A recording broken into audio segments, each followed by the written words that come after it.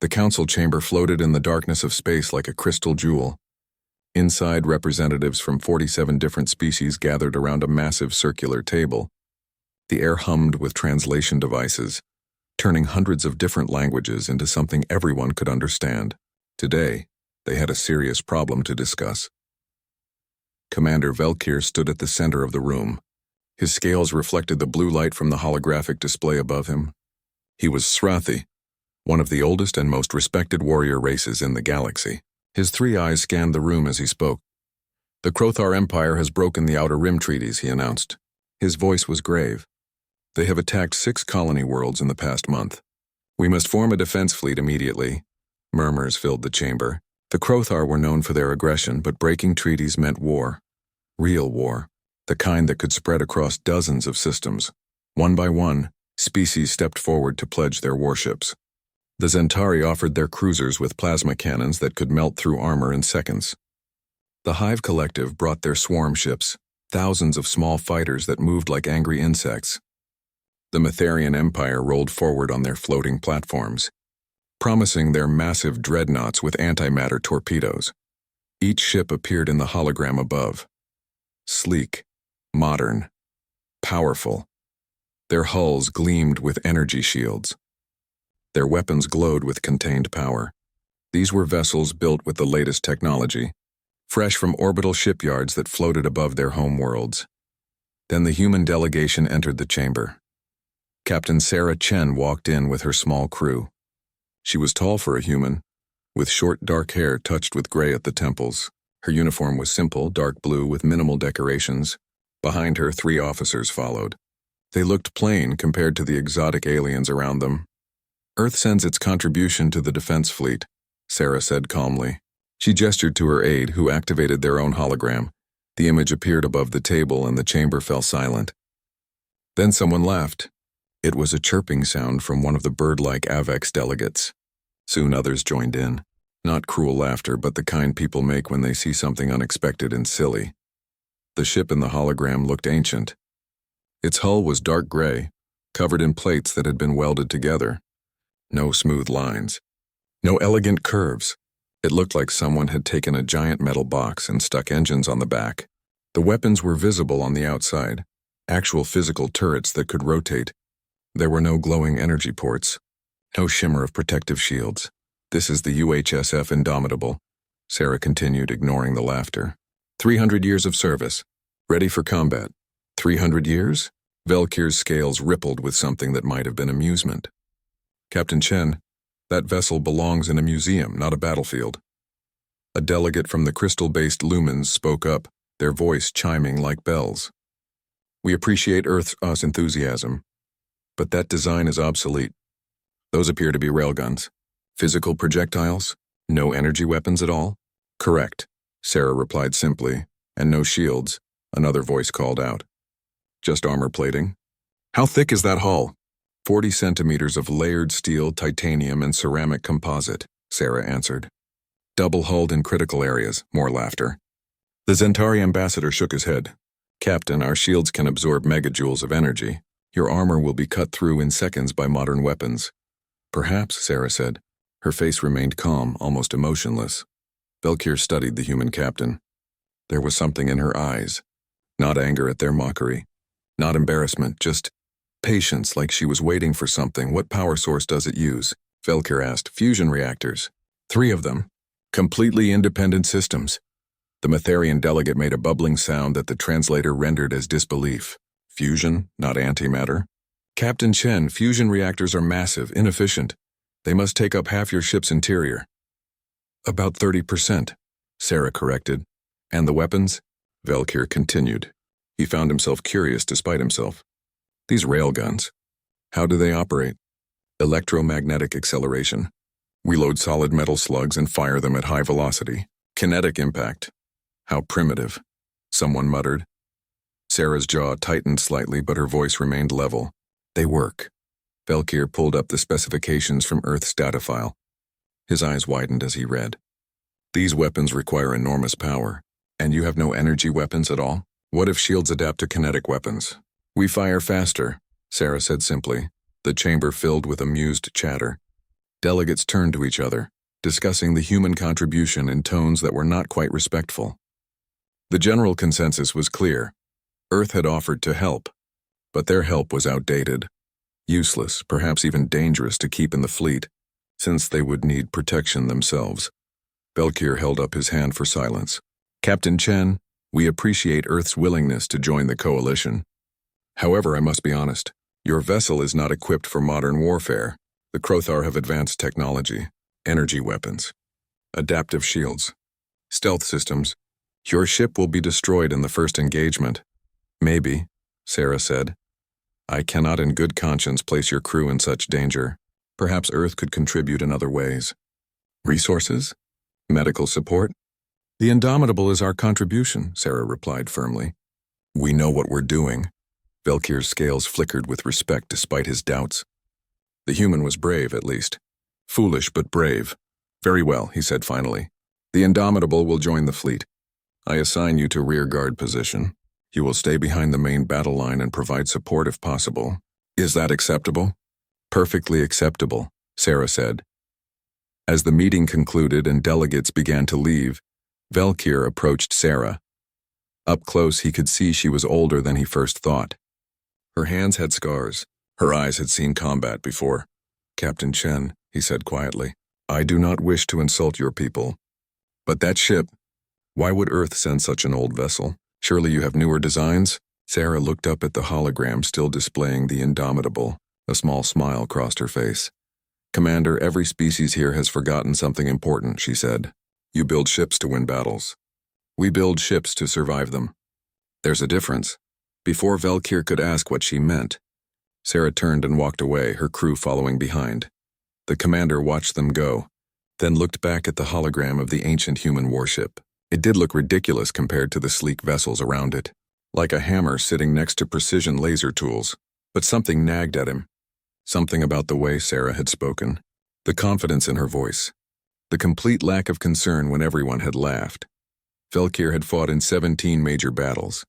He had learned to recognize warriors who knew something others didn't. And Captain Sarah. Chen had that look. He just hoped he wouldn't regret accepting Earth's help when the real fighting started.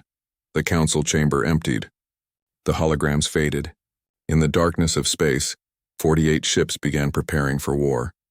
47 of them gleamed with modern power and technology, and one looked like it had been hammered together in someone's garage 3 centuries ago. The galaxy was about to learn why that mattered. The fleet moved through space like a school of metallic fish. 48 ships traveling together toward the Carthion system, where the Krothar waited. The journey would take 3 days at faster than light speeds. Captain Sarah Chen sat in her quarters aboard the Indomitable. The room was small, functional. No luxury here. A bed bolted to the wall, a desk with actual paper notebooks, a single porthole showing the stars streaking by. On her desk sat an old photograph in a metal frame. It showed thousands of people standing in front of a massive building. Smoke rose from dozens of chimneys in the background. Sarah picked up the photo and ran her thumb across the glass. Her great-grandfather was somewhere in that crowd. She had never met him, but she knew his story. Everyone in the fleet knew their ship's story. It was required learning for anyone who served on the Indomitable. She closed her eyes and remembered the history lessons. Remembered the videos and the records. The story of how humanity had clawed its way to the stars.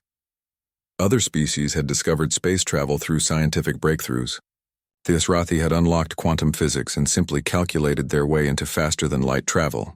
The Zentari had evolved in zero gravity and naturally understood space. The Lumens had literally thought themselves into new dimensions. Humanity had done it differently. Humanity had hammered their way up. Earth in the 22nd century had been desperate. Resources running low, population exploding, climate damaged. They needed to reach space not for exploration, but for survival. And they needed to do it fast. The scientists had theories, the engineers had designs, but the politicians had made a decision that changed everything. They built the Forge Worlds. Sarah opened her eyes and looked at the photo again. The Forge World of Pittsburgh, one of 5 massive industrial complexes built across Earth. Places where millions of people worked together in organized chaos. Not building with robots or automated systems, building with human hands and human sweat. The Indomitable had been born there in Fire Hall 7.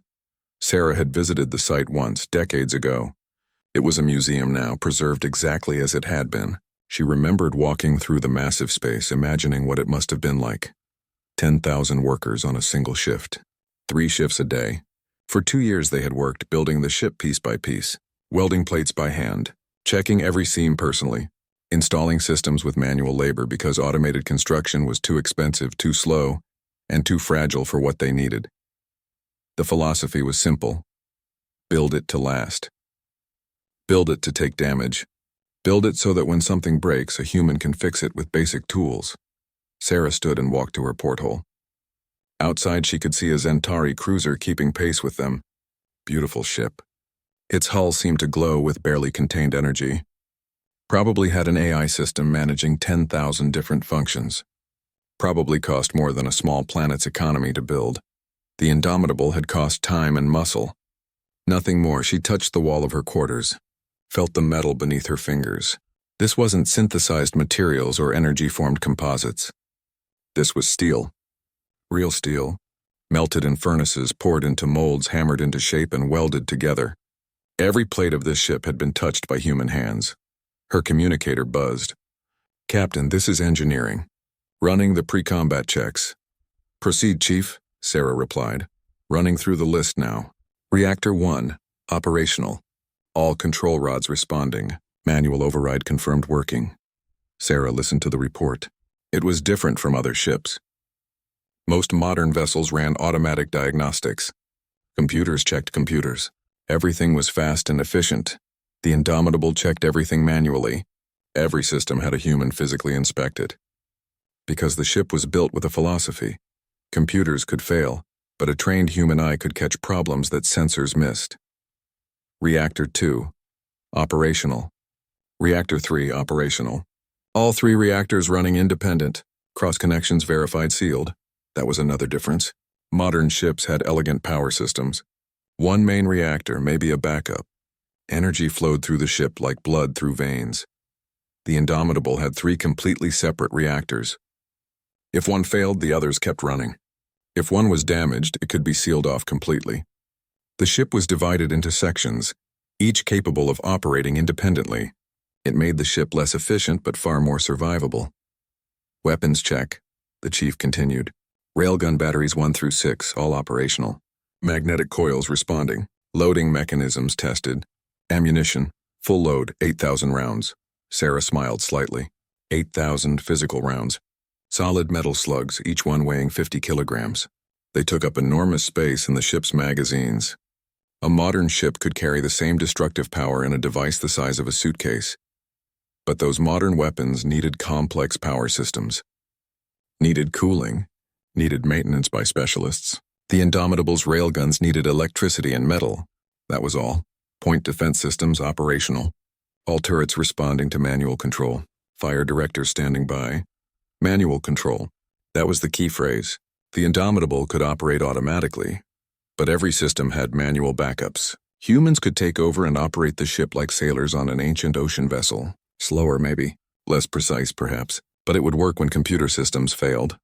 Armor integrity check complete. All plates secure. Emergency bulkheads tested. Damage control teams briefed and standing by. Sarah walked out of her quarters and headed toward engineering. The corridors of the Indomitable were different from modern ships. Wider with handrails along the walls, pipes and cables visible, color-coded and labeled. A crew member could look at any section and understand what they were seeing. In the other ships, everything was hidden behind smooth panels. Beautiful, but if something went wrong, you needed computers to tell you what and where. She entered engineering and found Chief Kowalski standing at the main control panel. The panel was covered in physical switches and dials. Actual mechanical controls that clicked when you moved them. "How's she looking, Chief?" Sarah asked. Kowalski grinned. He was a big man with grease permanently stained into his hands. "Ready for anything, Captain." Just like always, Sarah looked around engineering. 3 massive fusion reactors dominated the space, each one humming with contained power. Dozens of crew members moved between them, checking readings, adjusting flows, making sure everything ran perfectly. "The other ships probably finished their checks an hour ago," Kowalski said. "Probably," Sarah agreed. "Their computers work fast. Yeah, but we sleep better at night. Sarah laughed. It was true. Every member of the Indomitable's crew knew their ship intimately. Could fix almost anything with basic tools. Could operate in sections if needed. Could keep fighting when others would have given up. Captain, Kowalski said, his voice becoming serious. The other ships in the fleet, they have better weapons, better shields, faster engines. Why are we really here? Sarah was quiet for a moment. Then she placed her hand on one of the reactor housings. The metal was warm. Because we're different, Chief. Those ships are built to be powerful. We're built to be stubborn. Stubborn? They're designed to win clean, fast battles. We're designed to still be here when the battle gets dirty and slow, when systems fail, when the elegant solutions stop working, when it comes down to who can take the most punishment and keep fighting. Kowalski nodded slowly, like the old ships back on Earth, the battleships from the World Wars. Exactly like them. They took torpedoes and bombs and kept floating, kept fighting, because they were built with one purpose: survive long enough to complete the mission. Sarah looked at her chief engineer. The galaxy has forgotten how to build things that last.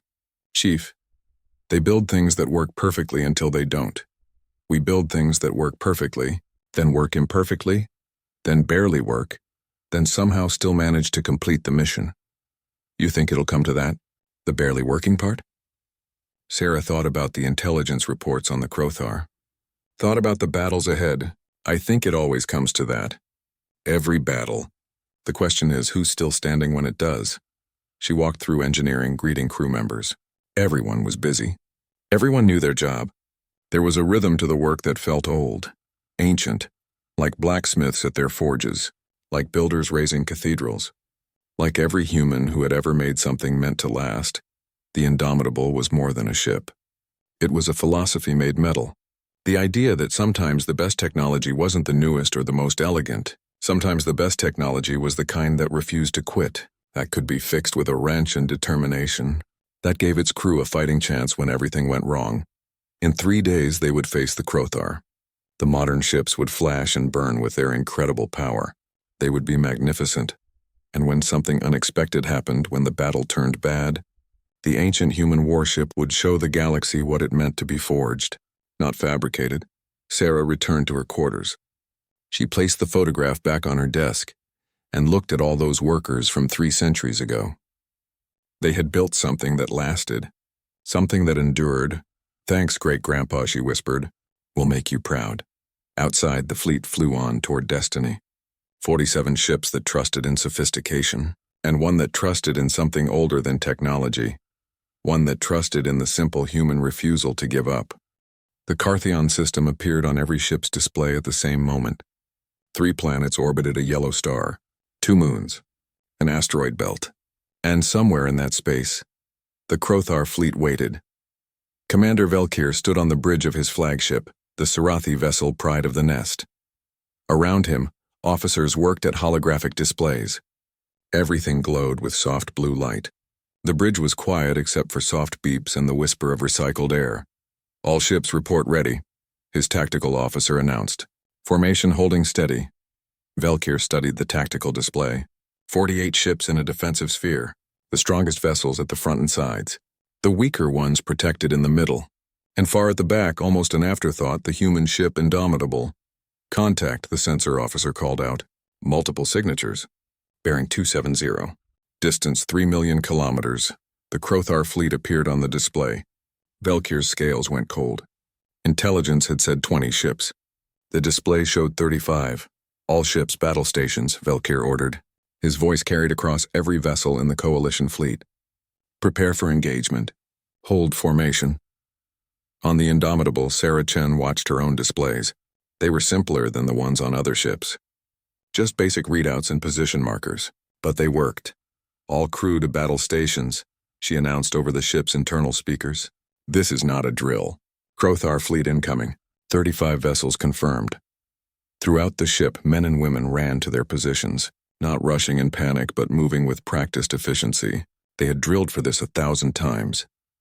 In the gun batteries, crews loaded the first rounds into the railguns, heavy metal slugs, each one marked with chalk by the loaders, an old tradition from centuries ago. Some had messages written on them, names of loved ones, prayers, jokes.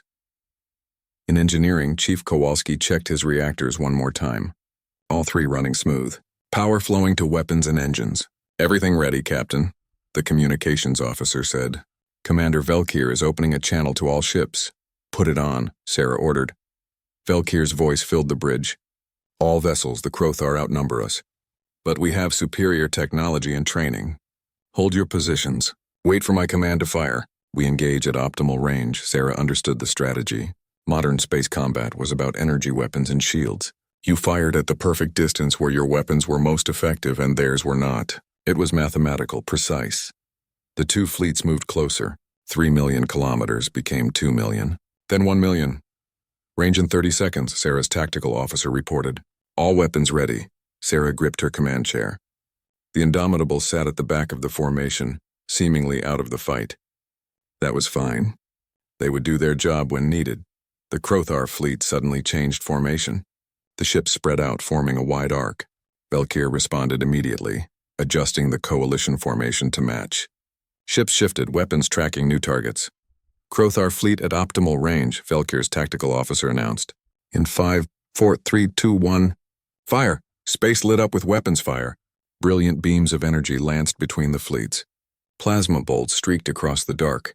Missiles erupted from launch tubes, their engines burning bright. The shields of both fleets flared with color as they absorbed the impacts. Blue and green and red lights danced across invisible barriers. The battle had begun. The Zentari cruiser to Sarah's left fired its plasma cannons in rapid succession. Each shot was a sun-bright flash. The target, a Krothar destroyer, had its shields flare and dim but held. It returned fire, and the Zentari shields flickered under the assault.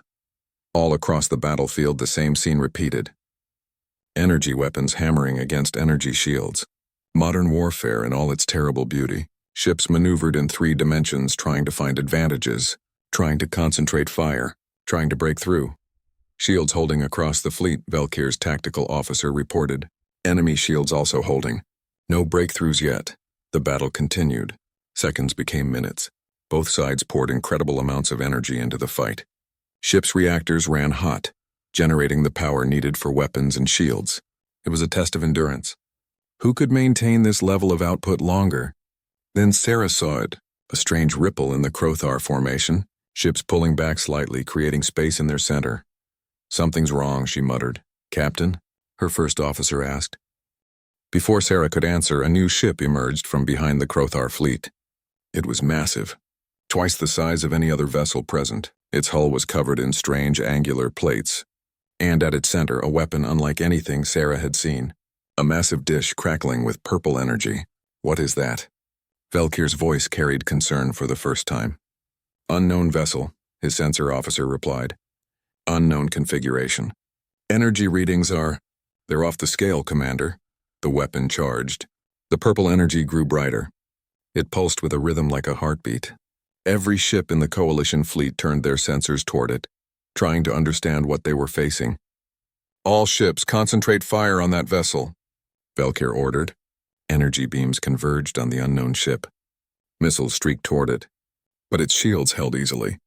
Whatever it was built to take punishment. The purple energy reached a peak. The dish glowed so bright it hurt to look at. Then it fired, but it wasn't a beam. It wasn't a projectile. It was a wave. An invisible pulse that expanded outward from the Krothar fleet in all directions. It washed over the coalition ships like a tide, and every modern ship went dark. The pride of the nest lost power in an instant. Lights died. Displays flickered and went black. The hum of the reactor faded to nothing. In the sudden darkness, emergency lights clicked on, casting everything in dim red. Report, Velkir shouted. Everything's offline, his engineer called back. Main reactor shut down. All systems dead. Shields gone. Weapons offline. We're dead in space. Across the fleet, the same thing happened. Zentari cruisers went silent. Metharian dreadnoughts stopped. Hive collective fighters tumbled without power. 47 ships, the pride of the galaxy, disabled in one moment. The Krothar fleet held back, their weapons going quiet. They didn't need to fire. The battle was over. They had won with a single shot. In the terrible silence, one sound remained. The hum of fusion reactors. The glow of lights that still worked. One ship still had power. The Indomitable. Sarah sat in her command chair, surrounded by displays that still functioned. Her lights still on, her engines still running. Around her, her crew stared in shock, not at their own ship, but at all the others. "Captain," her communications officer said, his voice shaking, "I'm getting emergency transmissions from the fleet. They're all dark. Every ship. Life support failing. They're asking for help." Sarah's mind raced. An electromagnetic pulse. It had to be. A massive EMP that fried every electronic system in range. It was an old weapon. Ancient, really. Humanity had developed them centuries ago back on Earth. Modern ships couldn't defend against it.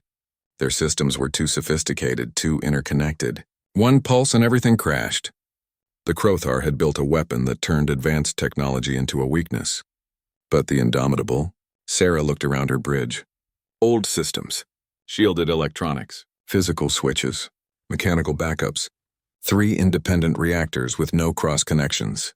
The EMP had washed over them, but there was nothing vulnerable enough to break. "Chief," Sarah called to engineering. "Status?" Kowalski's voice came back steady. "All reactors nominal, Captain. We felt something hit us, some kind of electromagnetic interference, but it didn't affect anything. We're fully operational." Sarah activated the fleet-wide emergency channel. It was old-fashioned radio transmission, something most ships only kept for backup. Her voice would reach every vessel. "All ships, this is Captain Chen of the Indomitable. We are still operational. I repeat, we are still operational." Silence greeted her. Then Velkir's voice, weak without his ship's normal amplification. "Captain Chen, how?" "No time to explain, Commander. Stay calm. Keep your crews together. We're going to handle this." "Handle this?" "Captain, you're one ship against their entire fleet." Sarah looked at her crew, saw the determination in their faces. They knew what had to be done. "Commander, every species in this fleet laughed at my ship 3 days ago. Called it primitive, obsolete, a relic." She stood from her command chair, pulled down her uniform jacket, set her shoulders. They were right about one thing. The Indomitable is a relic. We're a weapon from an age when things were built to survive, not just to work, when tools were made to take punishment and keep going, when the only thing that mattered was still being in the fight when everyone else had fallen. She turned to her tactical officer. "Bring us about. Full power to engines and weapons." To her crew she said, "All hands, this is the captain. We're going in. For the fleet. For humanity. Show them why we build things the old way." The Indomitable turned toward the Crothar fleet. One ancient ship. Alone. Moving forward into impossible odds. Behind her, in the darkness, 47 disabled ships watched. Their crews helpless. Their mighty weapons silent. Their fate now resting on the ship they had mocked. The hammer was about to fall. The Indomitable accelerated toward the Crothar fleet. Her engines burned bright against the darkness of space. Around her floated 47 dead ships, their crews watching helplessly from darkened bridges lit only by emergency lights. On the Crothar flagship, Admiral Throck watched the human ship approach. His 4 eyes focused on the display with confusion. One ship? They were sending one ship? "What is that vessel doing?" he asked his tactical officer. "Unknown, Admiral. It appears to be attacking." Throck's mandibles clicked together in what passed for Crothar laughter. "One ship survived our pulse weapon, and now it thinks it can fight our entire fleet? These humans are either incredibly brave or incredibly stupid. Perhaps both, Admiral. Target that ship. All batteries. Destroy it quickly. Then we will board the disabled vessels and take them as prizes." The Crothar fleet turned its weapons toward the Indomitable. 35 ships against 1. Energy weapons charged and locked on target. On the Indomitable's bridge, alarms began to sound. Warning lights flashed across every console. "They're targeting us, Captain," the tactical officer reported. "All of them. Multiple weapons lock." Sarah Chen stood firm. "Evasive pattern Delta, keep us moving. Load all railguns. Prepare to fire on my command." The ship began to weave through space, not the quick, nimble movements of a fighter. The Indomitable was too big for that, but she moved with purpose, constantly shifting vector, making herself a harder target. The Crothar fired. Energy beams lanced through space, each one capable of punching through shields and melting armor. They converged on where the Indomitable had been, but the old ship had already moved. Most of the shots passed through empty space. 2 beams clipped her stern, burning into the armor plating. Metal glowed red-hot, then white. But the armor held. 40 centimeters of layered protection did its job. "Damage report," Sarah called out. "Armor penetration in sections 12 and 13, her engineer replied. "Hull integrity holding. No internal damage. Sealing affected compartments." Sarah allowed herself a small smile. The ship was taking hits that would have destroyed vessels relying only on shields. But she was built for this. Built to absorb punishment. "Range to enemy fleet?" she asked. 400,000 kilometers in closing, Captain." "Optimal railgun range?" 200,000 kilometers, Sarah nodded. "Hold fire until we reach optimal range." "Keep moving." The Crothar continued firing. More beams reached out for the Indomitable. The human ship twisted and turned, trying to avoid what she could. What she couldn't avoid, she took on her armor. Section after section reported damage. Armor plates buckled. Some areas showed hull penetration. But the ship's design saved her. Double-hulled construction meant even when the outer layer was breached, an inner layer protected critical systems. Compartmentalized design meant damage in one area didn't spread to others, and still she came forward. Wounded but not stopped. Hurt but not broken. "They're concentrating fire, Captain," the weapons officer warned. "If they all hit us at once, they won't," Sarah said calmly. "They're used to fighting shielded ships. They don't know how to focus fire on a moving target with no shields. Keep us moving. Stay random. Don't give them a pattern to predict." On the Pride of the Nest, Commander Velkir listened to Sarah's transmissions.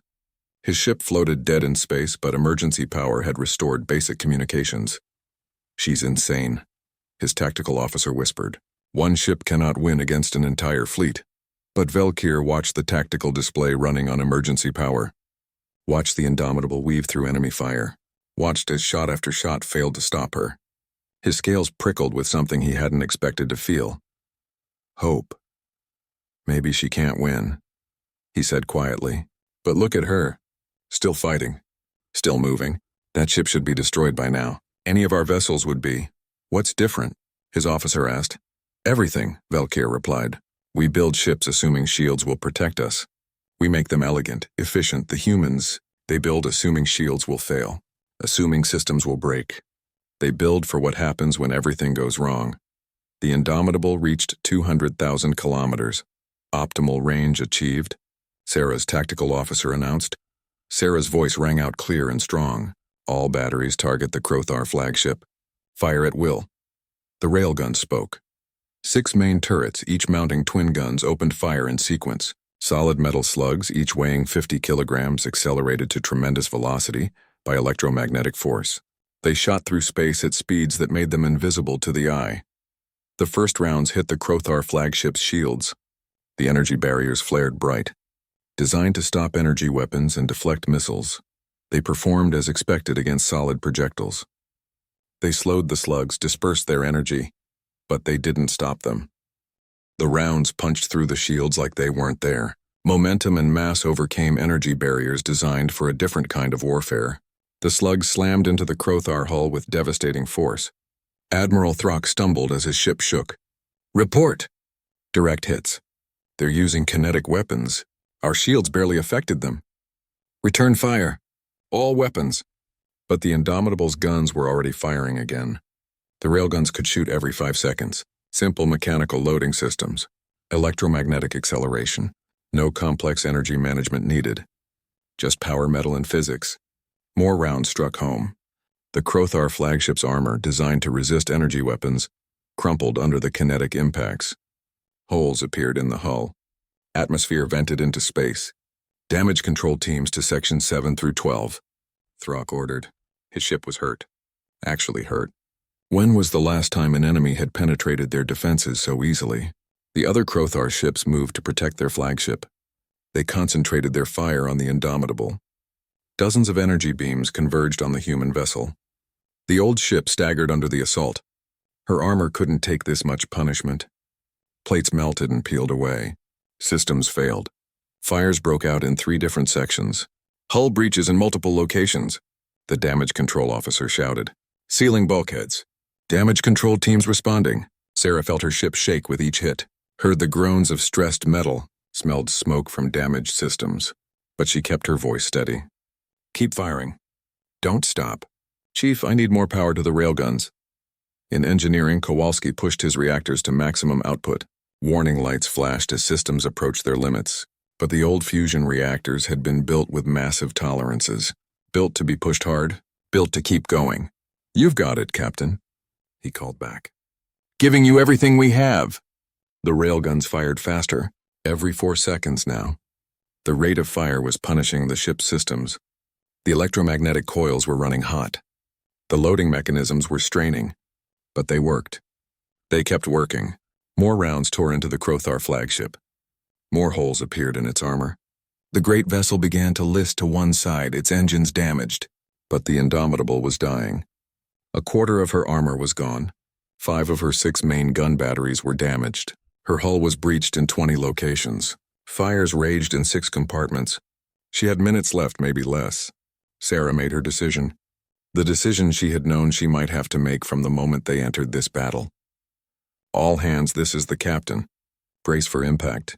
Engineering, give me everything you have. Navigation, plot a collision course with the Krothar flagship. Ramming speed." Silence filled the bridge for a moment. Then her officers responded. "Course plotted, Captain. Engineering ready, Captain. All power to engines." All hands braced, Captain. Sarah sat in her command chair, strapped herself in, looked at her crew. They met her eyes. Not with fear. With determination. With pride. "The galaxy laughed at us," she said quietly. "Called our ship obsolete. Called our methods primitive. They forgot that sometimes the oldest ways work because they're the truest ways. We don't build ships to look impressive. We build them to finish the job." She reached forward and activated the fleet-wide channel one more time. "All Coalition vessels, this is Captain Chen. It has been an honor to serve with you. Tell Earth. Tell them the Indomitable lived up to her name. Tell them we didn't quit. Tell them we never quit." She closed the channel, looked forward at the Krothar flagship growing larger on her display. Full speed ahead, the engines roared. The last functioning railgun fired one final time. The round struck true, hitting the Krothar flagship's bridge. Then the Indomitable, 300 years old, battered beyond recognition, held together by welds and determination and the skill of her crew, slammed into the enemy vessel. Metal met metal at tremendous speed. The impact echoed through both ships. The Indomitable's bow crumpled, driving deep into the Krothar flagship. Structure collapsed. Bulkheads failed. The 2 vessels became one twisted mass of wreckage. On the Pride of the Nest, Velkir watched his display in silence. Watched the 2 ships merge. Watched them both die. But he also saw something else. The Krothar fleet had stopped firing. Their flagship was destroyed. Their admiral dead, and without the EMP weapon, which had been mounted on that flagship, they had no special advantage. The battle wasn't over. But it had changed. One ancient human warship, laughed at and dismissed, had changed everything. In the wreckage of the 2 ships, emergency bulkheads held in some sections. Some crew members on both vessels survived in sealed compartments, waiting for rescue. Among them, in a sealed section of engineering surrounded by the bodies of her reactors, was Captain Sarah Chen, unconscious but alive. Having done what she set out to do, the Indomitable had fulfilled her purpose. She had survived long enough to complete her mission, just as she was built to do. The Krothar fleet hung motionless in space. Their flagship was destroyed. Their admiral was dead. The EMP weapon that had won them the battle was now twisted wreckage floating among the stars. On the remaining Krothar vessels, confusion reigned. Officers argued about who was in command. Some wanted to continue the fight. Others wanted to retreat. Without clear leadership, the fleet did nothing. Aboard the Pride of the Nest, emergency power had been restored to critical systems. Velkir stood on his bridge watching the Krothar fleet's hesitation. His tactical officer worked frantically at a console powered by backup batteries. "Commander, I'm getting power back to main systems," the officer reported. "The pulse weapons effects are wearing off. Our systems are rebooting." Velkir's scales brightened with hope. "How long until we're operational?" 15 minutes, maybe less. Across the Coalition fleet, the same thing was happening. The EMP's effects had been devastating but temporary. Modern ships with their complex systems needed time to restart everything. Computers had to reboot. Reactors had to come back online. Weapons needed to recalibrate, but they were coming back. "All ships, this is Commander Velkir," he broadcast on the emergency channel. "The pulse weapons effects are temporary. Restore power as quickly as possible. The moment we're operational, we attack. For the Indomitable. For Captain Chen, we finish this fight.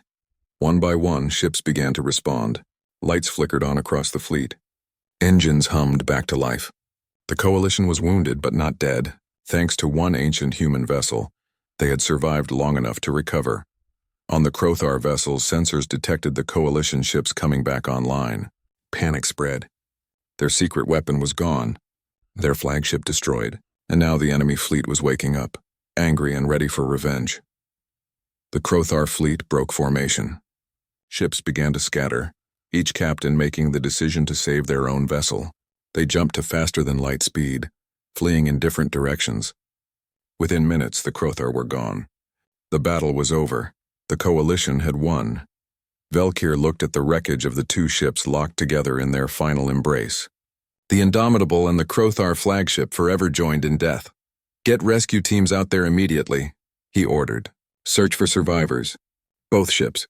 I want every section checked. The rescue operation began. Ships with restored power moved toward the wreckage. Shuttles launched, carrying equipment and medical teams. They cut through twisted metal, searching sealed compartments, looking for anyone who might have survived. In engineering, deep in the wreck of the Indomitable, they found Captain Sarah Chen. She was unconscious, trapped under a fallen support beam, but alive. Chief Kowalski was with her, also injured but conscious. He had stayed with his captain, protecting her with his own body when the impact came. Get them out, Velkir ordered when he heard. Carefully. I want our best medical team on this. They pulled Sarah and her surviving crew from the wreckage. 23 humans had survived the impact, sealed in protected sections of the ship. Out of a crew of 140, the price had been heavy, but they had accomplished their mission. Sarah woke up 3 days later in the medical bay of the Pride of the Nest. Her body ached. Bandages covered burns on her arms. Her leg was in a cast, but she was alive. Velkir was sitting beside her bed when she opened her eyes. Captain Chen, he said softly. Welcome back. Sarah tried to sit up and winced. My crew? 23 survived, including yourself. They're all here, being treated. They will recover. Sarah closed her eyes. 117 lost. She felt the weight of everyone. But she also knew they had accomplished something important. Something necessary. The battle? She asked. We won. The Crothar fled. Your sacrifice gave us time to recover from the pulse weapon. The fleet is operational again. The system is secure, Sarah nodded slowly. Good. Captain Chen. Sarah. Velkir's scales shifted colors, expressing deep respect. I owe you an apology. We all do. We laughed at your ship. Called it primitive, obsolete. We were fools. You weren't fools, Sarah said quietly. Your ships are incredible, advanced, powerful. They're just built for a different kind of war. But not this war. Not when the unexpected happens. Your ship was ready for what we couldn't imagine. Sarah looked at him. Commander, every species builds according to their nature. You build to be efficient, to be elegant, to win clean battles with superior technology. Humanity builds differently because we've learned different lessons. What lessons? That nothing ever goes according to plan. That systems fail.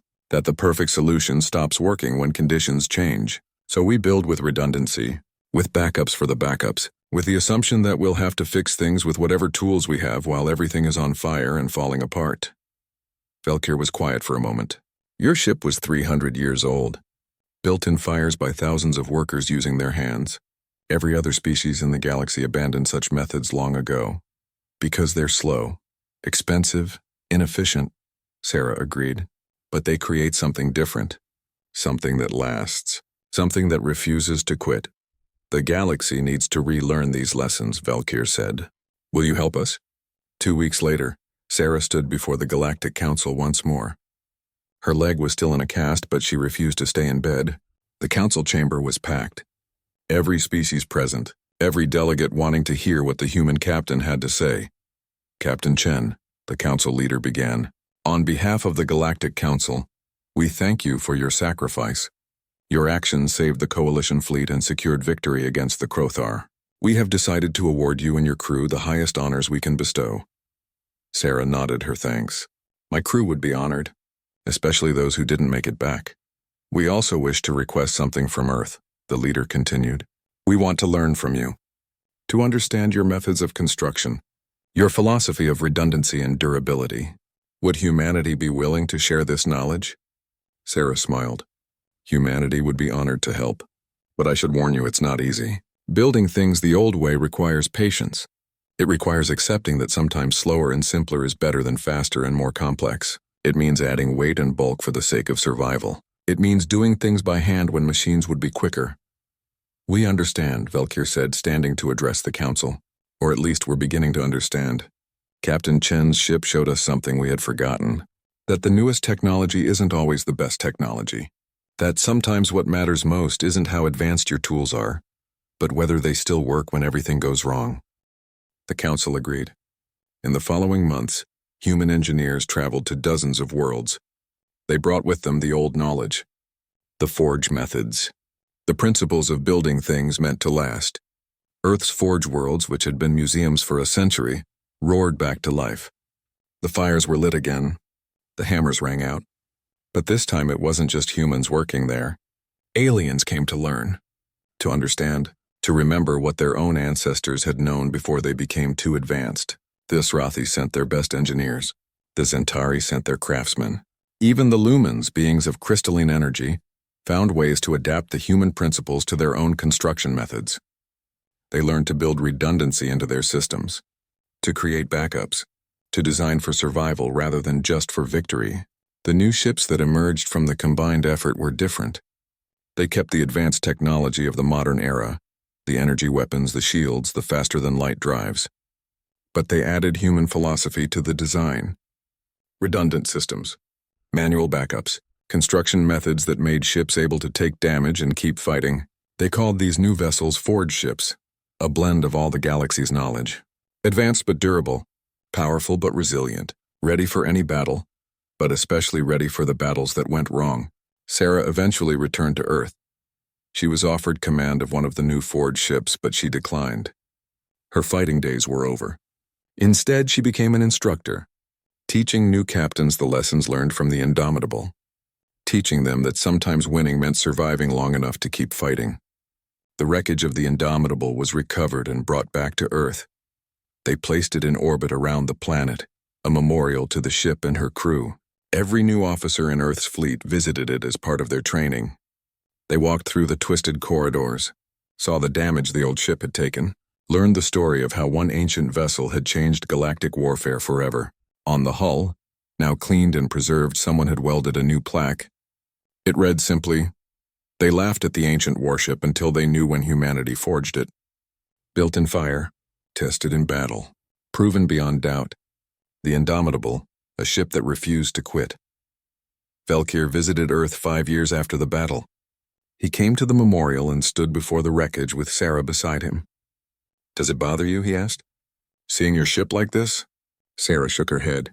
No, this is what she was made for. Not to look pretty in a museum, but to fight, to protect, to complete her mission no matter the cost. She did exactly what she was built to do. She changed everything, Valkyr said. The galaxy builds differently now because of her. Because of you. Not because of us, Sarah corrected gently. Because someone reminded everyone of something important. That the tools that last are the ones built to survive, not just to win. That sometimes the old ways work because they're based on truth. The truth that battles are messy. That plans fail. That what matters is still being there when everything falls apart. Valkyr's scales shifted to a color Sarah had learned meant agreement and respect. We will not forget again. The forge worlds will remain. The knowledge will be preserved. Passed down to every generation. Sarah smiled. Good. Because sooner or later someone will face a new unexpected threat.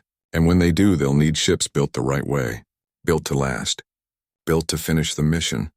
She reached out and touched the hull of the Indomitable one last time. The metal was cold under her fingers, but Sarah could still feel the warmth of the fires that had forged it. Could still hear the hammers of her great-grandfather's generation. Could still sense the determination that had been beaten into every plate. The galaxy had laughed at the ancient warship. But the galaxy learned, and the lessons of the Indomitable would echo through the stars for generations to come. The old ways had returned, and they were here to stay.